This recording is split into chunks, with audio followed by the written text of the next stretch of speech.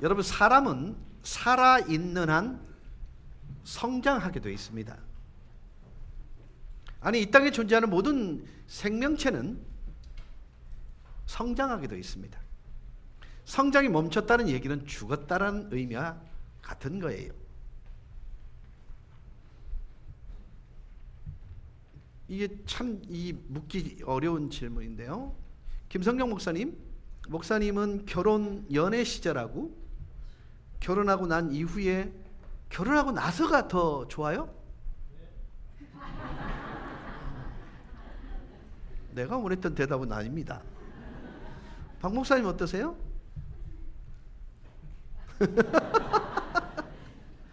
근데 여러분, 이 자리에서 내가 이 질문을 똑같은 모든 부부에게 한다면 절대로요, 연애 시절보다 결혼하고 난 이후가 더 좋다고 말할 사람이 그렇게 많지가 않아요. 왜냐하면 사람은요, 익숙해지면 쉬워지거든요. 제가 이 말씀을 왜 드리냐면요, 정말로 결혼하고 난 뒤에 부부로서 성장해 가지 않으면요, 하나님이 원하는 의도를 못 깨달아요. 왜 이 여인을 나에게 아내로 줬고 이 남자를 내게 남편으로 주었는지를 진짜 맛을 몰라요. 이런 질문하면 참 죄송한데요, 나하고 눈 안 마주치려고 좀 계속 이렇게 피하는데, 이순정 권사님 어떠세요? 우리 유 집사님이 결혼하고 난 뒤에 단점이 보입니까? 보일 때 어떻게 하셨어요?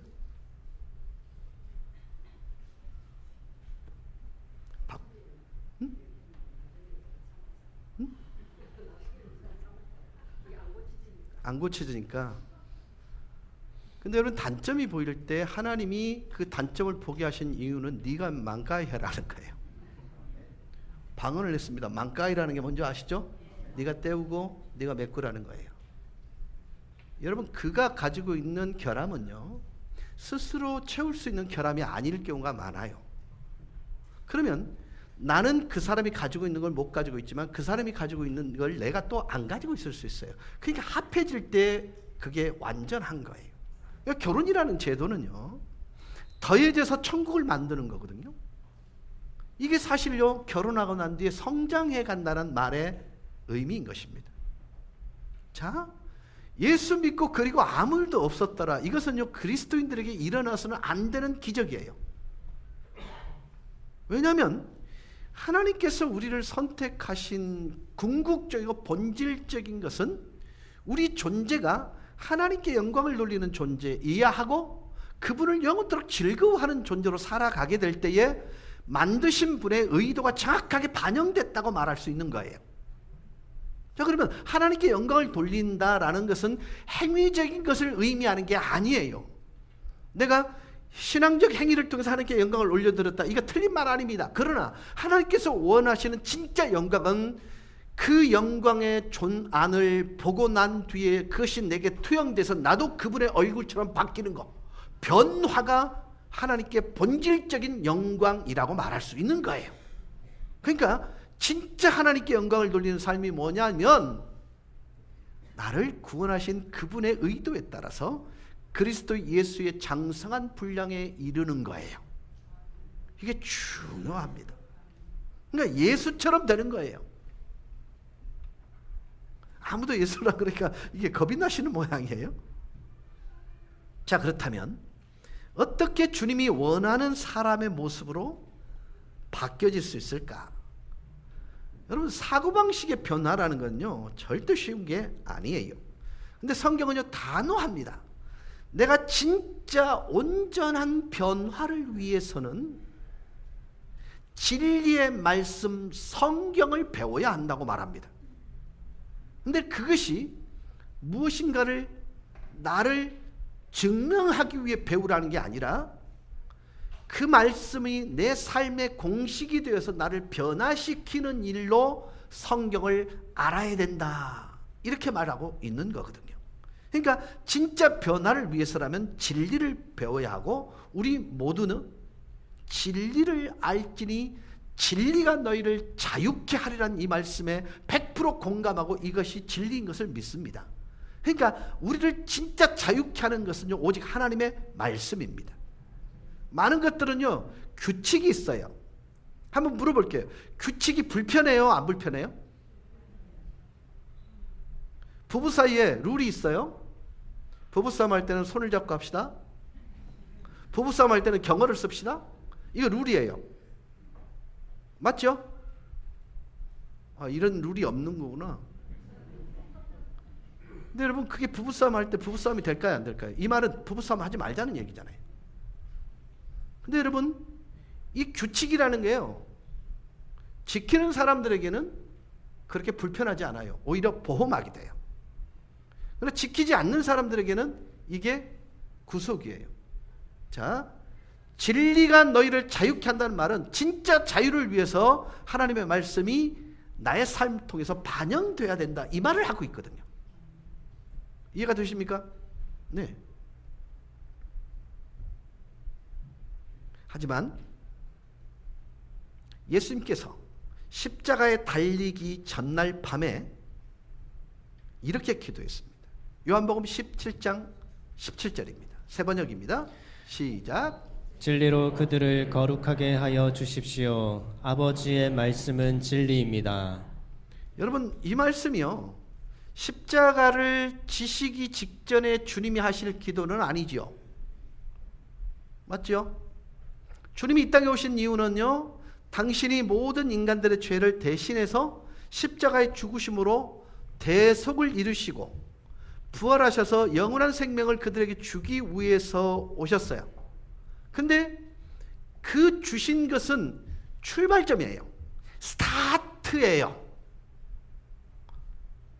그러면 출발한 그리스도인들에게 주님이 진짜 주시고 싶었던 기도의 제목이 뭐냐면, 하나님 말씀을 사용하셔서 그들을 온전한 자리에 이르게 해주십시오. 하나님의 말씀이 진리입니다. 이렇게 얘기하고 있는 거예요. 이해가 되십니까? 무슨 얘기냐면, 진리를 사용하셔서, 하나님의 말씀을 사용하셔서 나를 닮은 존재로 삼아주세요. 그들이 끊임없이 나를 닮아오도록 은혜 베풀어 주세요. 오직 그것은 주님의 말씀으로만 가능합니다 라고 얘기하는 거예요.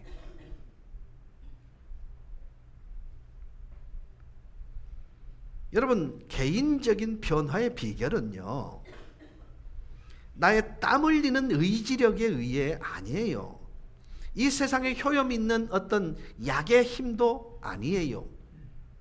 이를 악물고 결단하는 나의 결심도 아니에요. 나의 인생의 어려운 영역에서 개인적 변화의 비결은 오직 하나님 말씀 안에 있는 진리의 말씀을 내게 적용시켜서 매일 꾸준히 순종의 삶을 살아갈 때 가능하더라는 것입니다. 여러분, 하나님의 말씀, 성경은 목적이 있습니다. 너무나 뚜렷한 목적을 가지고 있습니다. 에베소서 4장 14절 15절 세 번역 성경입니다. 시작. 우리는 이 이상 더 어린아이로 있어서는 안 됩니다. 자, 적어도 여러분이 그리스도인으로서 부름을 받았다면 어린아이의 자리에 더 머물러서는 안 됩니다. 그 다음에 우리는 인간의 속임수나 간교한 술수에 빠져서 온갖 교훈의 풍조에 흔들리거나 이리저리 밀려다니지 말아야 합니다. 자, 여기는 어린아이로서 자라지 못하는 성도들의 일상적인 삶의 모습을 그렇게 표현하고 있습니다. 그리고 성경이 원하는 진짜 목표는 이것입니다. 우리는 사랑으로 진리를 말하고 살면서 모든 면에서 자라나서 머리가 되시는 그리스도에게까지 다다라야 합니다. 여러분, 이해하셨습니까? 여러분의 양식으로 받으셨습니까? 여러분, 이거예요. 우리가 하나님의 말씀으로 우리의 인생의 약도와 방향 표지판, 그리고 삶의 식과 법으로 삼아서 내 소중한 시간에 그것을 적용하게 되면 나는 진리의 말씀 안에 내 마음이 담겨지게 되고, 그로 인하여서 우리의 생각이 바뀌어진다는 것입니다. 이게 사실은요, 굉장히 중요한 논리거든요. 그래서 14절 15절 우리는 더 이상 어린아이처럼 누군가 하는 말에 의해서 흔들려서는 안 된다는 거예요. 우리가 누군가에게 다른 말을 하거나 원하지 않는 말을 들었을 때에 반응하는 일들이 달라야 된다는 거예요. 여러분, 거짓을 진실처럼 들려준다고 해서 우리가 믿는 것에 대해서 흔들려 버리면요, 내가 하나님의 말씀이 식과법으로 삼아서 살아내는 존재가 아니라는 거예요.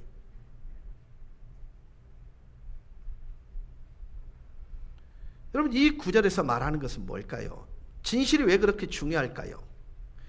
모든 사람들의 자기 패배적인 행동 뒤에는요, 모든 사람들이 하는 부정적인 생각 뒤에와 그리고 부정적인 언어 속에는요, 내가 믿고 있는 거짓말이 반드시 존재합니다.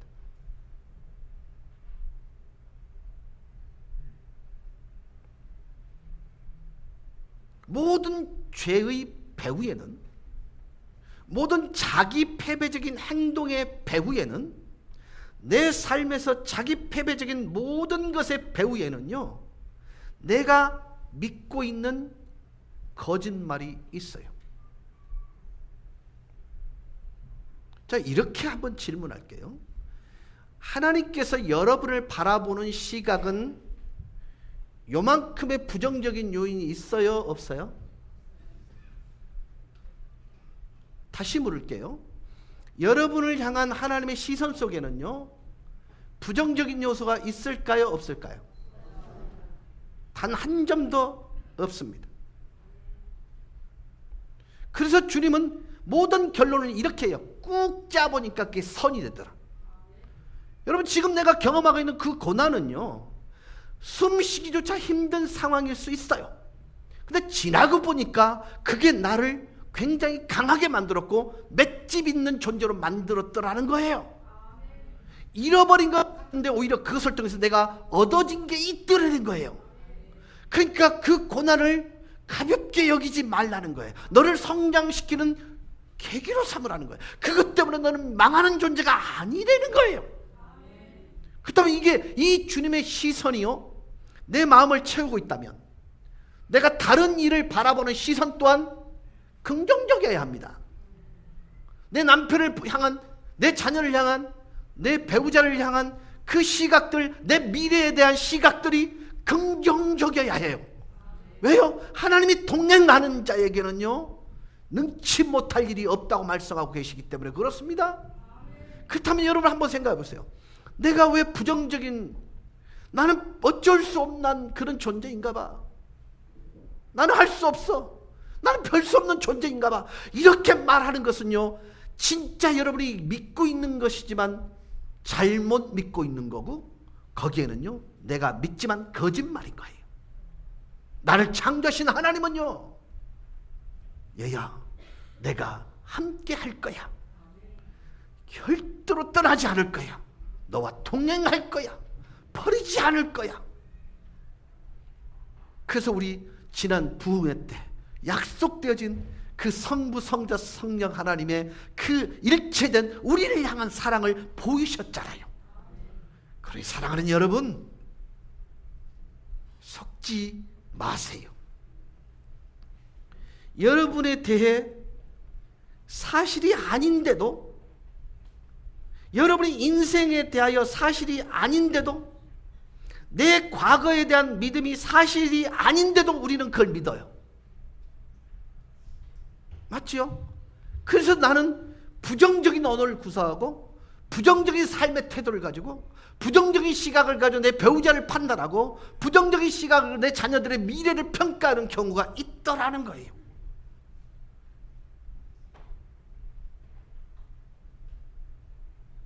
여러분, 다른 사람에 대해 사실이 아닌 것을 여러분 믿는 것 분명히 존재하죠. 저 사람 어때라는 얘기를 누군가 전달해 줬어요. 근데 그것이 되게 부정적인 얘기예요. 그러면 하나님이 그 사람에 대한 시각이 내가 지금 믿고 있는 것과 똑같을 거냐고 질문해 보시면요, 답은 나와요. 그 사람이 누구예요? 예수 그리스도를 대가로 지불한 그분의 자녀예요. 근데 우리가 그를 함부로 판단할 수 있습니까? 함부로 정죄할 수 있습니까? 그러니까 다른 사람에다 잘못된 것을 진실이라 믿고 있는 잘못된 우를 범하고 있는 경우가 허다하더라는 거예요.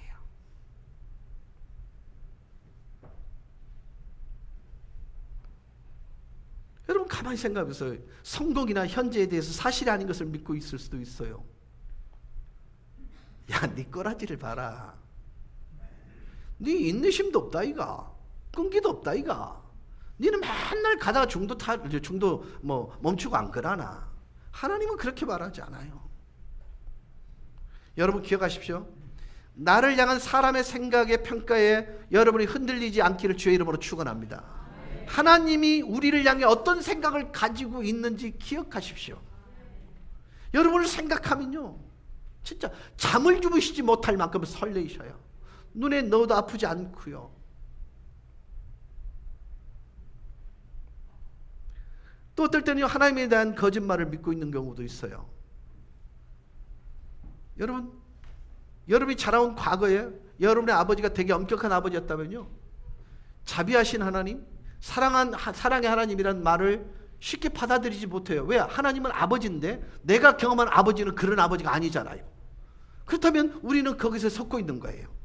하나님은 자비하신 분이세요. 하나님은 사랑의 하나님이세요. 그분 본질 자체가 사랑이세요. 그리고 실패에 대한 거짓말을 믿지 마세요.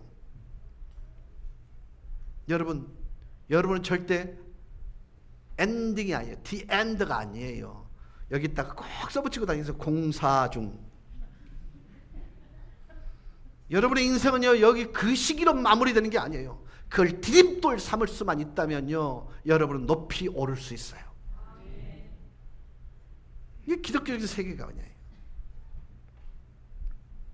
우리가 자기 패배적인 행동을 할 때마다, 부정적인 생각을 할 때마다, 그 사람에 대해서도 그 나 자신에 대해서 그렇게 행동하고 생각할 때마다 이렇게 결론을 내리셔야 돼요. 나는 사실이 아닌 것을 믿고 있다고요.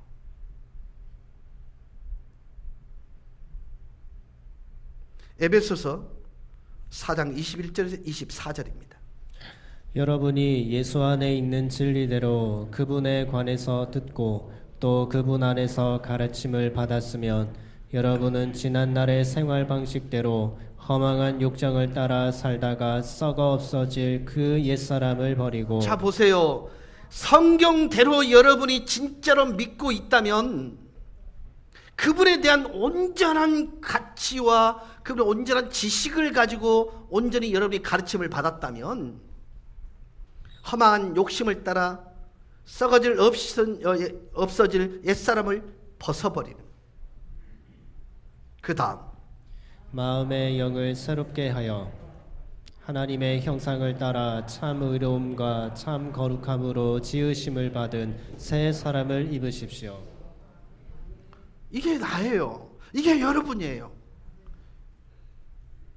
그리고 여러분 주변에 있는 여러분이 그렇게 생각하는 그 사람의 본질이기도 해요. 다만 여러분 신앙생활을 하다 보면요, 어린아이의 수준에 있는 신앙도 있고요, 청년의 수준에 있고요, 장년의 수준도 있어요. 그것을 가지고 우리가 판단할 수는 없는 거예요. 그래서 우린 예수를 더 많이 알수록 우리의 삶에서 더 많은 진리를 얻게 되는 거예요. 자, 이 말은 무슨 뜻이냐면요, 예수님의 말씀을 믿는다는 뜻이에요. 예수님이 다시 살아나셔서 부활하셨다면 그분이 하나님임을 증명하신 거 맞죠? 맞죠? 그렇다면 그분이 하는 모든 말씀 또한 하나님의 말씀인 걸 믿죠? 여러분, 하나님의 말씀을 믿는다면 그 하나님의 말씀이 여러분에게 네 가지 차원에서 도전을 주세요. 네 가지 차원을 통해서 우리를 바꾸세요. 디모데후서 3장 16절 17절입니다. 모든 성경은 하나님의 감동으로 된 것으로 교훈과 책망과 바르게 함과 의로 교육하기에 유익하니 이는 하나님의 사람으로 온전하게 하며 모든 선한 일을 행할 능력을 갖추게 하려 함이라. 그렇습니다. 성경이 주는 유익이 뭐예요? 우리에게 참된 것을 가르치거든. 그래서 우리의 삶에서 무엇이 잘못되었는가를 깨닫게 해요. 그리고 그 깨달음을 바로 잡고요, 옳은 일을 행하도록 하는 것이 성경이 하는 일이에요. 근데 여러분, 깨닫는 자리에서 멈춰보면요, 적용이 안 되는 거예요. 자, 여러분, 우리의 삶에서 무엇이 잘못된지를 깨달았다면 그를 바로 잡고요, 옳은 일을 행하도록 하는 거예요. 자, 여러분, 물을게요. 죄가 뭐예요? 첫째는 본질적인 하나님을 알지 못하는 게 죄일 수 있습니다. 죄가 뭐냐면 하지 말라는 것을 한 것이 죄라는 것이 일반적 우리의 통념이 맞지요? 맞지요? 간음하지 말라, 살인하지 말라, 도적질하지 말라, 내 이것을 이웃의 것을 훔치지 말라, 이렇게. 근데 가장 적극적인 죄가 뭔지 아십니까? 하라는 것을 안 하는 거예요. 그게 가장 적극적인 죄예요.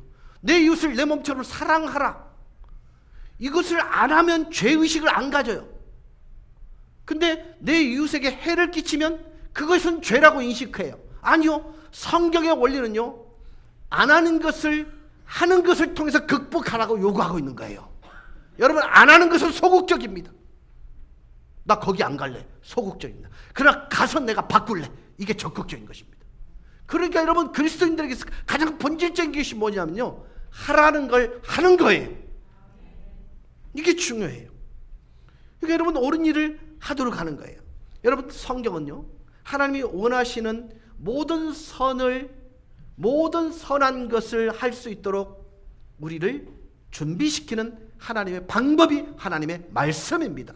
아멘? 즉, 성경은 우리가 걸어갈 길을 보여주고 그 보임을 통해서 내가 그 길에서 어떻게 벗어났는지를 알려주는 거예요.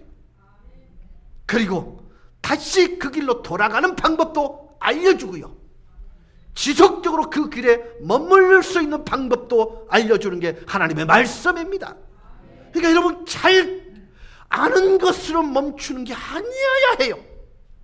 하나님의 말씀을 통해서 내가 걸어간 그 길을 보여주는데요, 보여주는 걸 통해서 어떻게 벗어난지를 보여주고, 또 왜 어떻게 다시 그 길로 돌아가야 할 길도 보여주고, 동시에 거기에 머무르는 방법도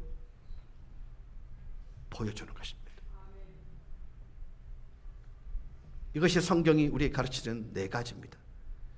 여러분, 돌이켜보면요, 우리네 인생의 영구적 변화를 일으키려면요, 내 삶의 방식과 사고방식이 바뀌어야 합니다. 그러기 위해서는 성령께서 도와주셔야 돼요. 어떻게 도와주실까요? 성경에 들어가서 하나님의 세계, 하나님의 사고체계 안으로 들어가면 됩니다. 자, 진리는 새롭게 창조하여 변화시키고 우리의 삶에 진리가 더 많이 들어오면 들어올수록 변화의 요건들이 더 깊어지고 높아지고 넓어지는 거예요. 맞죠? 자, 우리의 현실을 얘기해 보자고요. 오늘 예배 시간에 이 본문을 딱 읽고 집에 가시면 딱 여러분 성경이 있는 자리에 앉혀놓습니다. 그러고 나서 주일 새벽기도 그때 이걸 들고 또 그 구절을 보고 또 올려놓습니다. 결국 여러분은요, 스스로 성경을 덮어놓고 믿어요. 따라서 합시다. 성경은 덮어놓고 믿는 게 아니라 펼쳐놓고 믿어야 된다. 여러분, 우리의 삶의 공식을 계속 집어넣지 않는 한요, 꺼내 쓸 게 없는 거예요.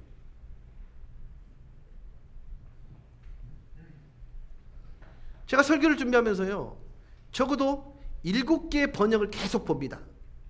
새번역 성경, 우리말 성경, 그 다음에 킹제임스 버전, NIV, 그 다음에 현대인의 성경, 이런 것들을 계속 비교해 보거든요. 근데 내는 분명히 여기를 들이켜서 이렇게 옮겨서 제 온교에 옮겼는데 이상한데 이게 틀릴 때가 많아요. 그러니까 컴퓨터에 보면 현대인의 성경 쭉 이렇게 목록이 나오거든요. 그걸 클릭해서 그 본문을 이렇게 들이켜갖고 여기다 옮겨놔요. 근데 나는 새 번역이라고 했는데 현대인의 번역이 여기 나올 때가 있어요. 그때는 와차 싶은데, 근데 여러분 내가 이 말씀을 왜 드리냐면요, 하나님의 말씀을 펼쳐놓고요 계속해서 곱씹고 곱씹으셔야 돼요. 그리고 그것이 내 심장까지 내려와야 돼요. 그래야 삶의 공식이 되거든요. 이 자리에 여러분의 예배자로 모였습니다. 예배 오신 목적이 다양하실 거예요. 어떤 분은 위로받고 싶어서, 어떤 분은 기도 응답을 받고 싶어서, 또 어떤 분은 그냥 내 자신을 하나님께 드리고 싶어서 다 오시는 거예요. 각양의 이유가 다 있습니다. 그러나 공통적인 이 자리 예배자로 오신 여러분의 본질적 목적은 하나여야 합니다. 말씀을 따라 변화하는 거예요.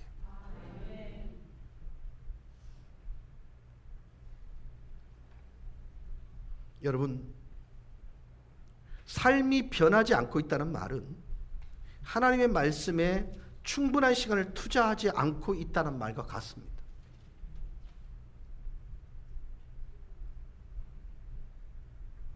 다시 한번 고린도후서 3장 16절 18절 읽겠습니다.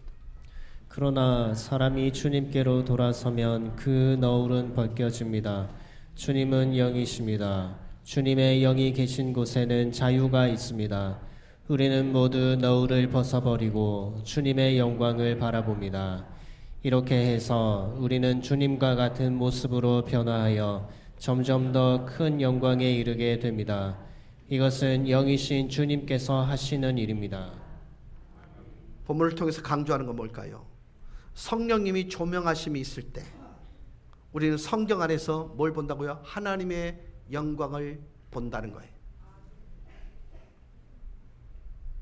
성경에서 하나님의 영광을 보는 것은 하나님께서 성도에게 성경을 주신 궁극적 목적입니다. 그래서 성경에서 하나님의 영광을 보는 게 왜 중요하고, 하나님의 영광을 볼 때에 어떤 일이 일어나는가 하는 것은 우리가 영광스러운 주님의 형상으로 변화되어 가는 나라는 존재가 주님의 거룩한 성전으로 세워지는 축복, 이게 사실은요 성경을 통해서 하나님의 영광이 내게 주시는 축복이에요. 우리는 오직 하나님의 말씀이 우리의 삶을 통해서 성령의 도우심을 가운데 하나님의 영광을 볼 때 하나님의 형상으로 변화되게 되고 예수 그리스도의 장성한 분량에 이르게 되는 것입니다. 오늘 이 문제와 관련한 본문이 직접적으로 지적하는 게 뭐냐?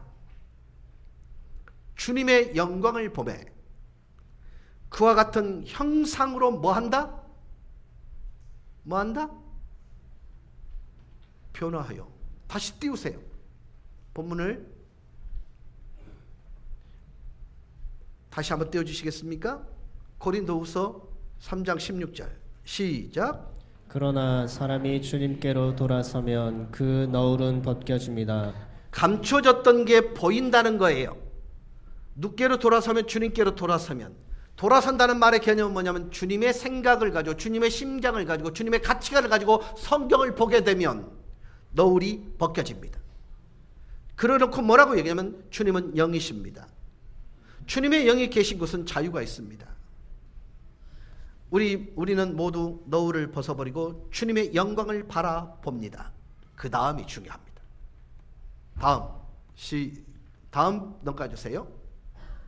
다음이 뭐냐면 이렇게 해서 주님의 모습으로 변화하여 점점 더 큰 영광에 이르게 됩니다. 이것은 하나님의 영이 하는 일입니다. 자, 여러분 이거 중요합니다. 하나님의 영광을 보는 것이 왜 중요한가? 여러분, 이 문제와 관련되어서 우리는 다시 한번 곱씹어 봐야 됩니다. 뭐냐? 하나님을 닮는 모습으로 변한다는 것은 하나님의 영광을 통해서 본다는 거예요.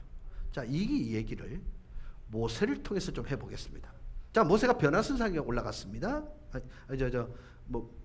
하나님의 산, 그 산으로 올라갔습니다.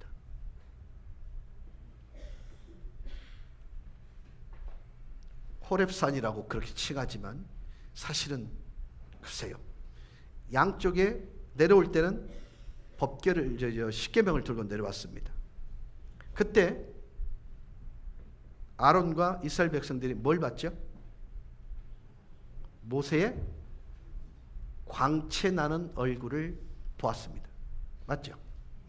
맞죠? 맞다 카이소. 그 맞거든.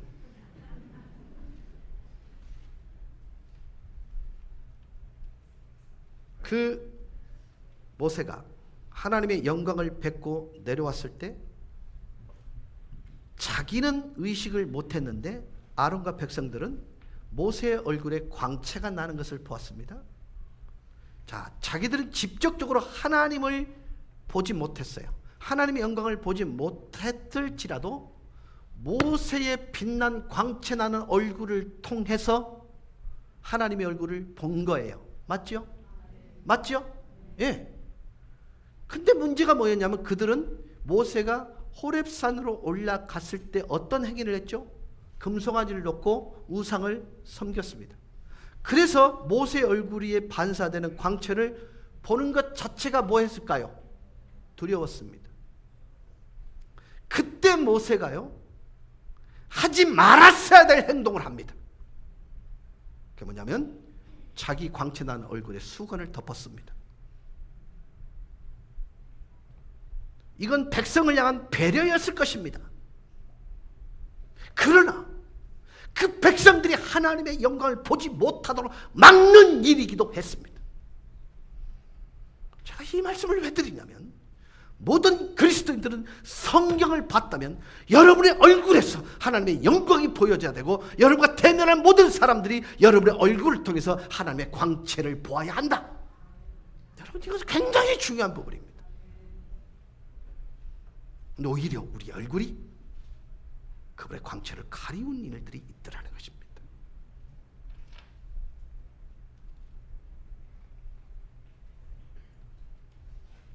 여러분 한번 이렇게 여쭙게요. 하나님의 영광을 보는 일이 인간이 가질 수 있는 최고의 기쁨인 것 동의하십니까? 그리고 최고의 영광인 것, 행복인 것 동의하십니까? 동시에 하나님의 얼굴을 보고는 존재할 수 없는 것조차 인정하시죠. 그런데 저와 여러분은 그렇지 않습니다. 적어도 성도된 저와 여러분에게 어떤 일이 일어났느냐고 사도 바울이 얘기하냐면 우리가 하나님의 영광의 광채를 보지 못하게 하는 모든 수건이 벗겨진 자라, 이렇게 얘기해요. 우리가 그 영광을 봄에도 불구하고 죽지 않았을 뿐만 아니라 오히려 그 영광의 모습으로 변화돼 가는 길이 열렸다는 거예요.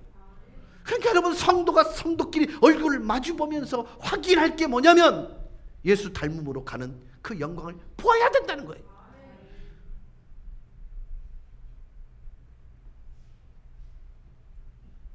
그리스도께서 죄인 대신에 율법의 형벌과 하나님의 진노를 남김없이 받으셨기 때문에 죄인이 하나님의 영광을 보고서 죽지 않는 길이 열렸고 하나님의 영광을 보고도 기뻐할 수 있게 되었다는 거예요. 그래서 고린도후서 3장 16절은 단호하게 이렇게 얘기합니다. 그러나 언제든지 주께로 돌아가면 그 수건이 벗겨지리라.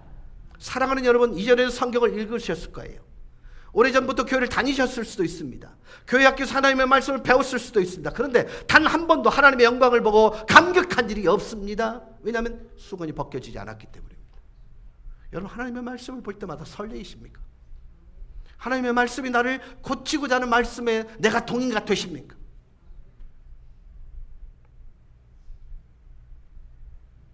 성령님께서 거듭나 계신 은혜를 주시자 그 즉시로 사람은 그토록 볼 수 없었던 하나님의 영광을 성경을 통해서 보게 되는 것입니다. 그래서 하나님의 형상을 닮아가는 일이 시작되는 것입니다. 그래서 사도 바울은 18절 하반절에서 주의 영으로 말미암는 일이다 라고 얘기합니다. 여러분, 그리스도인이 누군 줄 아십니까? 여러분이십니다. 그럼 여러분이 어떤 존재인 줄 아십니까? 이런 일이 이미 일어난 존재가 여러분이에요.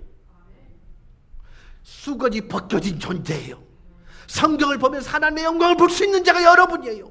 그리고 친구와 여러분의 벗과 관계를 맺으면서 여러분의 얼굴과 얼굴을 마주보면서 그리스도 예수의 형상을 보는 거예요.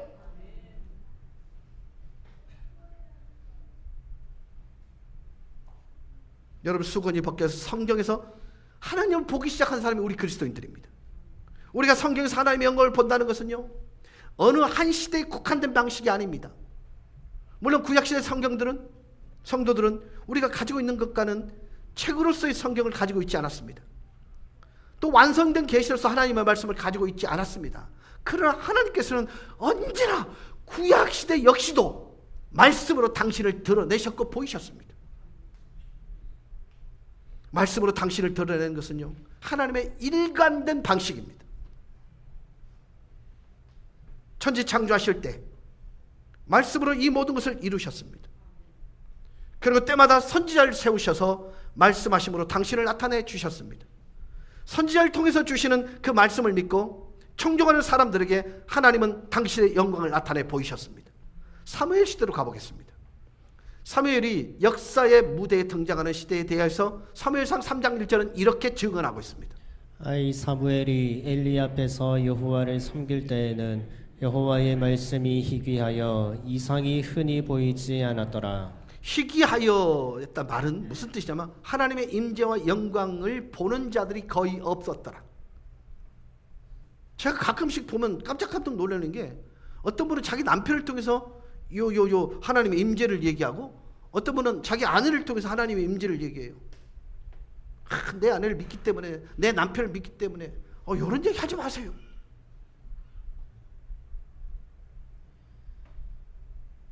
하나님은 여러가지 살아계셨어요. 그리고 하나님의 백성으로 일컫는 이스라엘 백성도 있었지만 실제로 하나님의 영광을 뵙고 감격하는 그 은혜를 힘입어 살아가는 사람은 드물었다, 이 얘기를 하고 있는 것입니다. 2절, 엘리의 눈이 점점 어두워가서 잘 보지 못하는 그때에. 여러분, 그 당시 영적인 지도자요 제사장인 엘리의 눈이 어두워졌다는 그 얘기는요, 그 시대에 하나님의 사람의 표준을 시사하고 있어요. 그러니까 사무엘이 등장하기 전 이스라엘의 현실이었습니다. 자, 이제 사무엘이 자라면서 하나님께서 그와 함께 하셨을 뿐만 아니라 19절에 이렇게 표현하고 있습니다. 그의 말이 하나도 땅에 떨어지지 않게 하시니. 이 말은 사무엘의 말, 하나님께서 그에게 말씀하기 시작했다는 뜻입니다. 20절입니다. 단에서부터 브엘세바까지의 온 이스라엘이 사무엘은 여호와의 선지자로 세우심을 입은 줄을 알았더라. 하나님의 말씀이 너무 희귀한 시대였는데 사무엘이 말씀을 전하기 시작하자 사람들은 이게 진짜 하나님의 말씀이구나 라는 걸 알게 됐어요. 하나님께서 드디어 다시 말씀하기 시작한 거예요. 21절입니다. 여호와께서 실로에서 다시 나타나시되 여호와께서 실로에서 여호와의 말씀으로 사무엘에게 자기를 나타내시니라. 여러분, 여호와께서 실로에 다시 나타나시되라는 표현을 합니다. 정말 중요한 부분이 뭐예요? 여호와께서 실로에서 여호와의 말씀으로 사무엘에게 나타나 자기를 어떻게 했다고 계시했다고 그랬어요. 자, 하나님께서 당신 자신을 사무엘에게 나타냈습니다. 언뜻 보기에 환상으로 나타나 뭔가를 보여주신 것처럼 느낍니다만은, 그런데 하나님께서는요, 여호와의 말씀으로 당신을 나타내셨다. 즉 하나님께서 사무엘에게 말씀하셨던 거예요. 이 말은요, 사무엘은요 그 말씀을 들으면서 뭘 해요? 하나님을 뵌 거예요. 맞죠? 맞죠? 사무엘은 눈으로 하나님을 본 게 아니었어요. 사무엘은 하나님의 말씀을 귀로 들음으로써 하나님을 보았다. 여러분, 이 말이 이해가 되셔야 됩니다. 성경 말씀을 읽을 때마다 그것이 거울이 되어서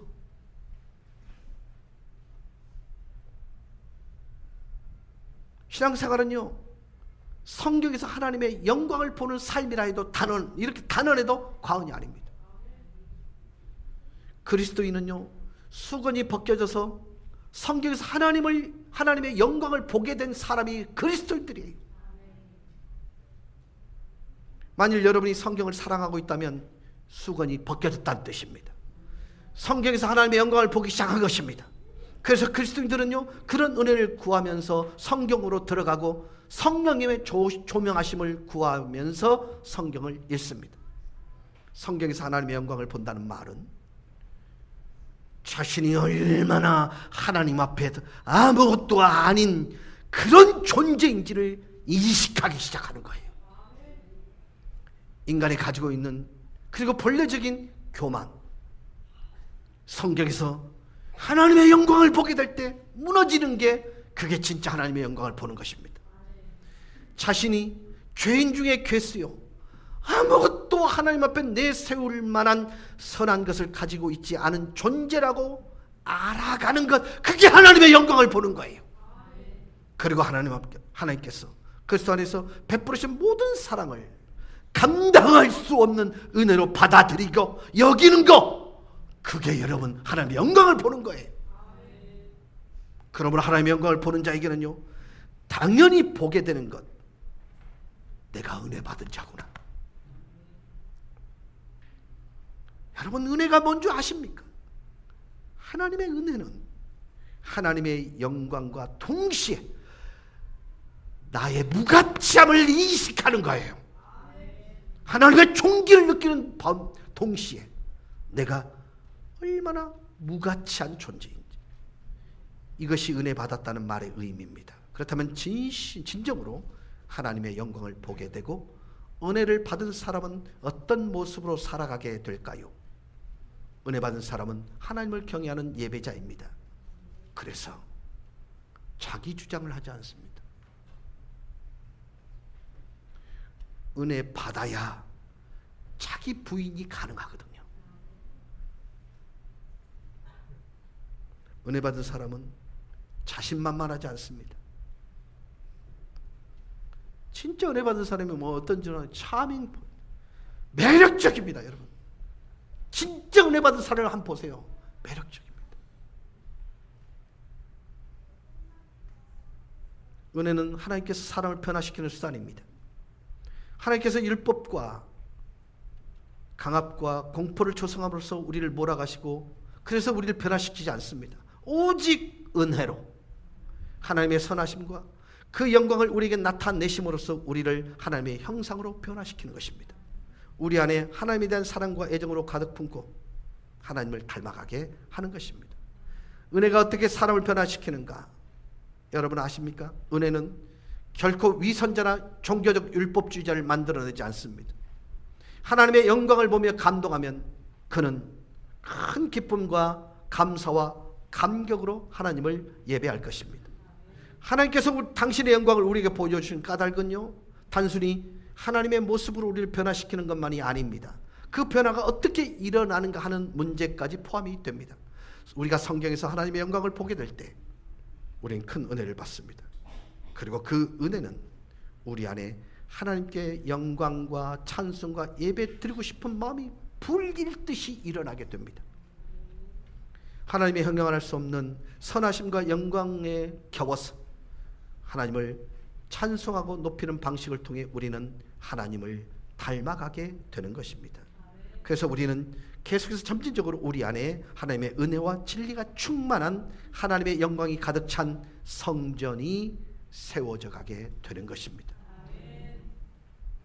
오직 성령의 능력으로 말미암아 영광에서 영광에 이르리니 곧 주의 영으로 말미암느니라는 사도 바울이 그 고백이 저와 여러분의 삶을 증명하는 고백이 되어야 합니다. 말씀을 맺습니다. 여러분, 성경이 나에게 하나님의 영광을 드러낸다는 말은 나를 보게 만든다는 것입니다. 그래서 잘못된 길을 돌이키고 어떻게 돌아와야 하는지, 그리고 돌아와서 어떻게 그것을 지켜야 하는지에 관한 말씀을 반드시 우리의 삶의 변화를 통해서 증명해 내야 합니다. 그것이 은혜 받은 자의 모습입니다. 저는 하나님의 말씀인 성경이 여러분의 삶 속에 늘 마음이 담겨져서 그 말씀으로부터 진정한 가치를 길러내는, 하나님의 심장으로부터 길러내는 은혜의 장이 될 수 있기를 주 예수 그리스도 이름으로 간절히 축원합니다. 찬양하십시다.